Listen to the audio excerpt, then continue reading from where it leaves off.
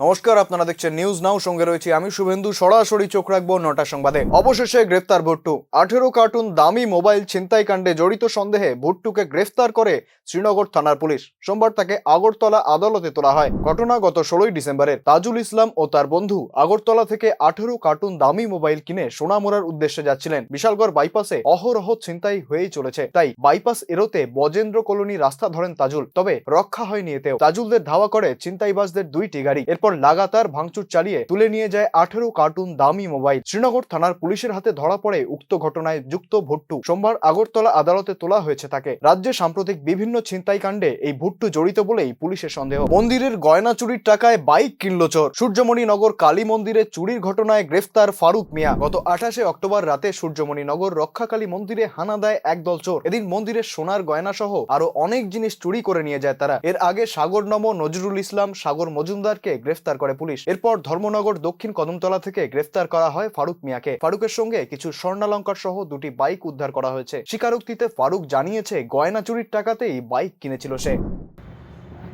সূর্যমণিনগর আমাদের রক্ষা কালী মন্দির মার মন্দিরেতে চুরি হয়েছিল, সেই ঘটনায় ফারুক মিয়া নামে আরেকজনকে কদমতলার বাসিন্দা অ্যারেস্ট করা হয়েছে। আজকে কোর্টেও ওনাকে প্রেরণ করা হয়েছে।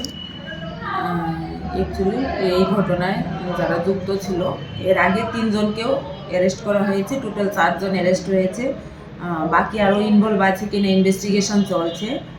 আর ফারুক মিয়া অ্যারেস্টের সঙ্গে সঙ্গে আমরা 2টি বাইকও সিজ করেছি। চুরি যাওয়া স্বর্ণের অনেকাংশেই সিজ হয়ে গেছে, রিকভারি হয়েছে। ৯টার সংবাদ আজকের মতো এই পর্যন্তই। পরবর্তী আপডেটের জন্য চোখ রাখুন নিউজ নাও এর পর্দায়।